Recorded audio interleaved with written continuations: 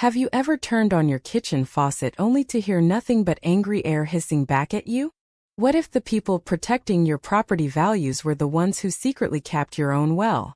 And what would you do when the queen of the HOA discovers that the water everyone depends on was never theirs to begin with? Let me paint you the picture of Sunnyvale Estates, that picture-perfect American suburb where every lawn is supposed to be exactly 2.5 inches tall and God forbid your mailbox isn't the regulation shade of oatmeal beige. I was Ryan Caldwell, the guy who'd been labeled the weird loner prepper, ever since I politely declined to repaint my house trim to match Deborah Harrington's personal color palette. She'd been gunning for me ever since. It started with that god-awful clunk in the pipes one Tuesday morning. I stood in the kitchen, half asleep, coffee mug in hand, waiting for the usual steady rush. Instead, just a pathetic sputter, then dead silence.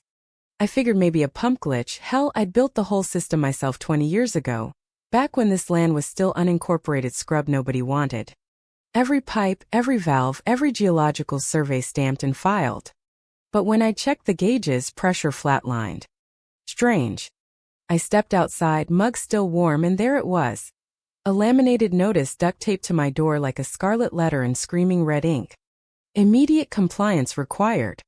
$28,000 in landscape violations and non-standard utilities. Water service suspended until resolved.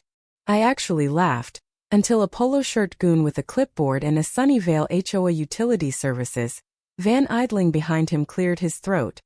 Mr. Caldwell, per board directive, we've disconnected your supply due to unpaid fines. I turned slowly, forcing that tight smile you give when bureaucracy tries to play God.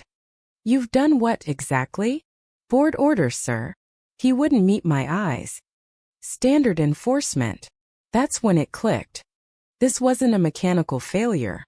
This was Deborah. Sweet pearl clutching, community first Deborah Harrington, HOA president for the last 5 years, who turned our quiet neighborhood into her personal fiefdom the second she moved in. I'd crossed her once, refused to rip out my native wildflowers for her beloved Kentucky bluegrass that sucked the aquifer dry, called me antisocial at the last potluck, whispered how my unsightly generator made the whole street look prepper unstable. Neighbors nodded along because who wants a fine for visual discord? I pointed up the ridge where my well house sat, plain as day under county permits. That pump? Mine. Drilled it, paid for it, owned the rights. You can't disconnect what you don't control. He blinked like I'd spoken Martian, mumbled something about HOA Infrastructure Authority, and peeled out in a cloud of dust. Classic. They never bother reading the actual deeds when a clipboard feels more powerful. By noon, 3 more violation slips jammed my mailbox like junk mail from hell. Grass too tall. I had gravel and drought-approved natives. Unauthorized window tint on my daughter's room. And get this, my compost bin labeled a public health eyesore. Deborah's signature at the bottom of each. All flowery cursive and zero shame. My 12-year-old daughter Lily poked her head out, still in pajamas. Dad, why's the shower not working? Did we forget the bill again? I just ruffled her hair and lied through my teeth.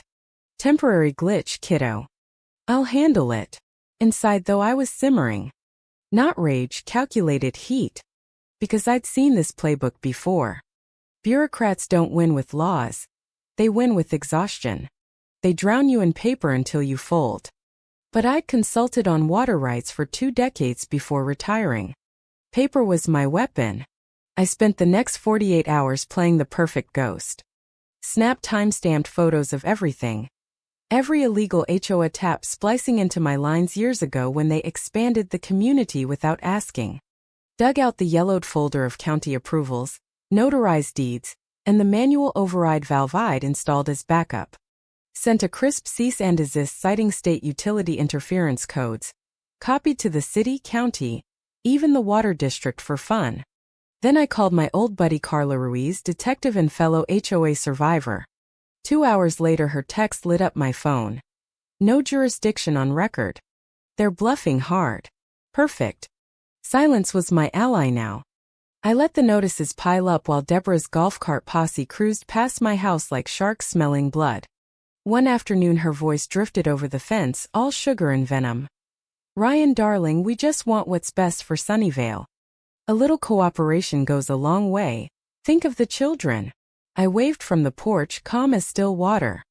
Appreciate the concern, Deborah. Rules are rules, right? She smiled that tight, lipstick-cracking smile, but her eyes said she was already sharpening the next fine. 2 days later, Lily asked again why her shower was still dry. That was my cue. Under a sliver moon, I slipped out to the east ridge where their unauthorized line tapped my system. Popped the vault, turned the override valve with a soft metallic click. 30 seconds later, the whole neighborhood went bone dry. Sprinklers wheezed empty. Pools stopped filling. Lawns started browning like overcooked toast. By sunrise, panic rippled through Sunnyvale estates faster than Deborah's gossip chain. Golf carts zipped around like panicked ants, board members waving clipboards like white flags. Bulletins hit every door.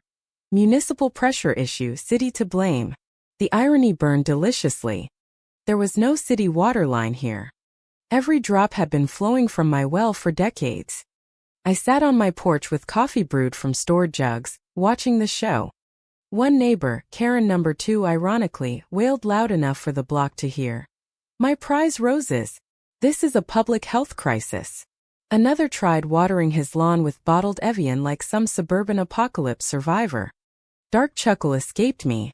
They'd spent years nodding along to Deborah's absurd fines. $500 for a flag, too political. $300 for sidewalk chalk, visual pollution. Threats over my daughter's bike left out overnight. Now the mask slipped and the thirst hit different. I waited 3 full days, letting the pressure build like a boiler about to blow. Then I mailed and emailed every resident the certified truth. An open letter explaining exactly how the HOA had illegally tapped my private well, capped my lines to punish a non-compliant neighbor, and now watched their kingdom wither. This isn't revenge, I wrote. It's respect for what's actually ours. Signed, Ryan Caldwell, Parcel 14.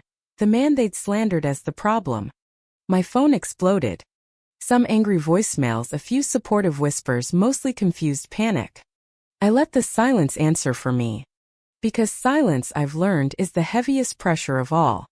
And sooner or later something cracks. On day 4, the city engineer showed up. Luis Moreno, civil infrastructure guy with a whistle and a healthy skepticism. I handed him the folder without a word. He flipped pages, whistled low. They really built their whole claim on a ghost easement? This is textbook overreach. He left shaking his head. By afternoon, a news van idled near the clubhouse. Whispers turned to murmurs. Deborah's iron grip started rusting. But queens don't abdicate easy. She doubled down, sending her landscape crew with bolt cutters to my utility box at dusk. I stepped out, phone recording, voice steady. Gentlemen, that's trespassing. Cut that seal and it's felony theft of private infrastructure. They froze like deer in headlights, packed up and vanished.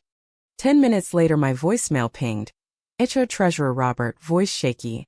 Ryan, listen, Deborah's open to compensation. Shared agreement, maybe drop the fines. I let it hang. You don't negotiate with thieves wearing pearls. That night I uploaded everything, photos, deeds, recordings, to a public drive titled Sunnyvale HOA Water Theft Evidence Archive, and blasted the link neighborhood-wide. Morning brought fireworks. Flyers appeared on mailboxes. Group chats lit up like Christmas. Turns out I wasn't the only one Deborah had steamrolled. Stories poured out. Fines for holiday lights too festive. Threats over a kid's treehouse non-conforming structure. The dam of resentment cracked wide open.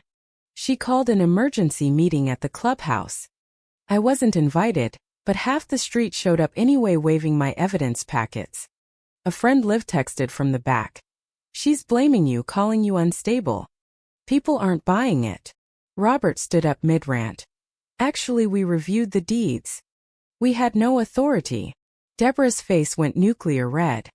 Robert, you're out of line. He shot back louder. No, I'm finally in one. The room erupted. A woman in the back yelled. You fined me for my American flag being 3 inches too tall. Another shouted. My kid's swing set? You threatened legal action. Years of quiet rage boiled over in one glorious chaotic flood. I walked in uninvited, folder in hand. The air thickened. Deborah tried the sweet voice one last time. Ryan, darling, we're all family here. Let's resolve this gracefully. I smiled, the kind that doesn't reach the eyes. Family doesn't steal your water to settle a grudge, Deborah. You trespassed. You lied. You nearly caused a public health crisis because I wouldn't paint my trim beige. I laid out the documents on the table like a royal flush. The original planner's notarized statement voiding their fake easement. County orders to remove every illegal tap within 7 days. The room went graveyard quiet. Then old Mr. Goldstein stood. Lived here longer than anyone. I moved to remove the president. Seconded before Deborah could sputter. Third with actual applause. Vote wasn't close. 68-6. She gathered her binder, red blazer trembling, and walked out without another word. Her golf cart peeled away into the sunset like a defeated parade float. 2 days later the city hearing sealed it. Rebecca Chong from Environmental Compliance ran the table like a judge. Deborah sat there shrinking while the record showed unauthorized theft, code violations, fines incoming. Mr. Caldwell, Rebecca said softly, you were within your rights. City commends your restraint. Lily squeezed my hand under the table. For the first time in weeks I breathed easy. The following weekend Sunnyvale held a special election. Over 70% voted to dissolve the old board and rebuild from scratch. Public meetings, recorded votes, 1 rep per street. They asked me to help draft the new charter. I agreed on one condition, the Caldwell Clause banning any HOA interference with private utilities. They called it that with grins. Weeks later lawns greened again. Kids rode bikes without fear of fines. Neighbors actually waved, real waves, not the tight-lipped HOA kind. One guy from down the block stopped by with a 6-pack. We've been drinking your water for years and never knew. Sorry we believed the rumors. I just shrugged. Water's for sharing when it's not weaponized. Lily sat by the well house one afternoon sketching. Dad, I think I want to study water law. I laughed. Why's that? She grinned. So nobody ever gets to pull this again. Smart kid. Had a good teacher. 6 months on, a city inspector asked if I'd let them use my system as a model for sustainable neighborhoods. I said yes. Because this whole mess taught me something simple. Power doesn't always wear a crown. Sometimes it wears a red blazer and carries a clipboard. The only thing that keeps it honest is one guy willing to turn the valve and let the truth flow. Look, the real lesson isn't about wells or fines. It's that HOA Karens thrive when good neighbors stay quiet.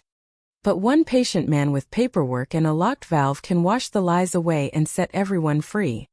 Next time the rules feel like chains, remember, what's yours stays yours. Stay sharp, document everything, and never let them own the water.